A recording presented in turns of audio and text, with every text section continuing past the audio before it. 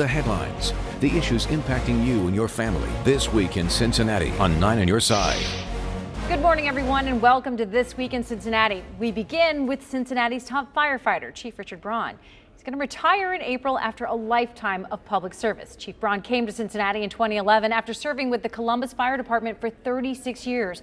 He has dealt with tragedy, the death of Daryl Gordon specifically, fire station brownouts because of budget issues, and the city's ongoing heroin crisis. So we have so much to talk about. Joining me now is Chief Braun. Thanks for being here. Thank you for having me. And by the way, happy retirement upcoming in advance. Thank you very much. I appreciate that. I want to talk about your legacy in just a little bit, but I want to start with the city shortfall, current budget shortfall right now. They are forecasting that they're down $25 million. There's going to be cuts across the board, less so to the fire department and police departments. But tell us what that's going to look like, if you can, for the folks sitting at home in their particular firehouse. What will that look like to them? Well, hopefully it doesn't affect them at all. As you said, we don't have brownouts anymore. We should be able to keep our staffing because it's so critical. As you know, with firefighting, time is of the essence. And so we need to keep our firefighters staffed. And what a lot of people don't realize that we've been doing, and why our firefighters do such a great job, is that we're at minimum staffing. So not optimum. I mean, every day right now, even with a good budget time, we're at minimum staffing. So how close are we to brownouts at this moment? Shouldn't be close at all. No, so yeah, minimum is up, right. Well above brownouts. Yes, yeah. But still, minimum, if you take away then you go below a few minimum. $1 million, yeah. That's not optimal. Right. When you brown out, you take the city below minimum coverage. And do you believe that's going to happen with these cuts? No. Good. That's good news, and yes. we do appreciate hearing that.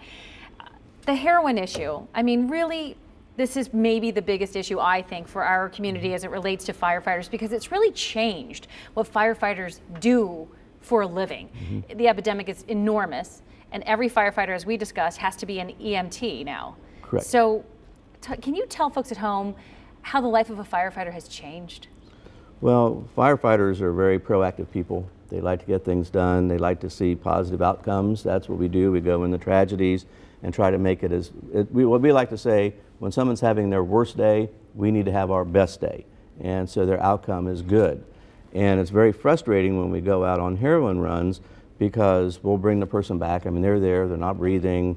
Our people administer the Narcan to them. They do whatever other medical assistance they may need, but then they're okay. The Narcan blocks what the heroin did, and the person appears to be just fine. So they don't want to go to the hospital or anything. Consequently, we'll go back on the same people 4 or 5 hours later. Really? Yes. Because then they'll go get high again, because exactly. Now they still want that high. Yes, and it's just very frustrating. And you see the residual effects of it with family and children, you know, and so it's very frustrating for our people. You know, they want to make it better, and it's very hard with this epidemic to do that. It's got to take a toll on them emotionally too. Oh, it does. I mean, you're constantly. It's like the people taking the heroin. They're playing Russian roulette because they could take it at a time when no one sees them lying there and not breathing, and then it's too late when we come. So with their lives, and I mean, these are good people that made a bad decision, and so that's the very frustrating part. And so for our guys, and they know that, they know you may not be able to call us next time, or we may not get here in time, and it's like we constantly look for ways to get people off of the heroin and to move forward. But truly, I think most people at home are probably, when they think of a firefighter, they think of them putting on their gear, strapping in, going into a fire, or like having a great chili cook-off. But the truth is, something like 70% you said of your runs now are drug related? No, 70% are EMS runs. EMS runs. Right, correct, and which goes anything from strokes, heart attacks, auto accidents. It runs the whole gamut. So few are fires. Yes, the more as we go on, we've done great with our fire prevention. Obviously, we still have a lot of fires, but not near as many as we did in the past. But we do so many more things now in today's world, such as the EMS. We have the bomb squad, the hazmat squad. So we run our rescues, heavy rescues, which go to accident scenes. We take care of the river. So there's just so many things. I've often said, well, we shouldn't be firefighters anymore. We should be all hazard technicians because they're asked to do so many things. Majority of things that we do require to have state certifications. So you just don't walk in and we take a wand and now you're a firefighter. It takes a lot of schooling. Once you receive your certifications, then you have to do continuing education to maintain them. Every 3 years you have to recertify. So there's a lot of schooling involved, and it's a very technical occupation now. I want to talk about, if we can, Officer Daryl Gordon.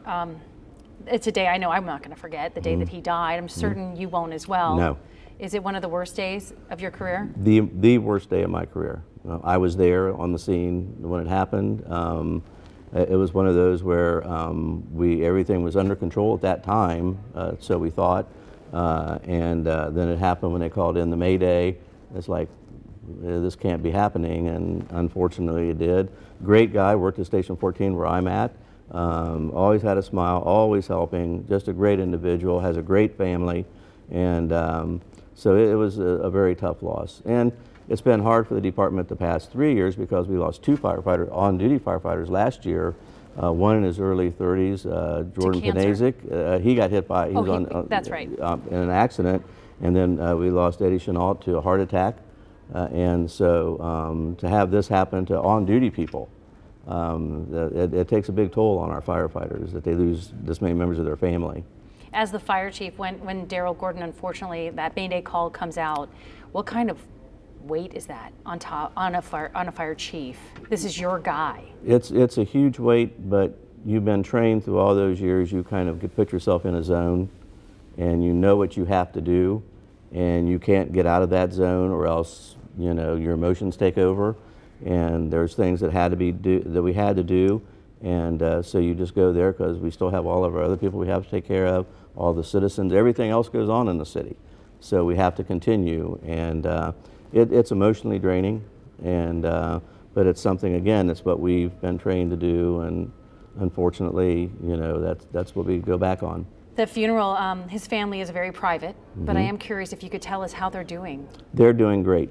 Daughters are out of school, in college, and so Miss Gordon does fine. We see her several times a year. She comes to different events, and it's a great family. It's just the department keeps in touch, and so that's what we do. We help out, and if someone passes away, we just don't forget you. We stay with them and make sure everything's taken care of. There's so much to talk about with the chief here. We're going to continue our conversation in just a moment.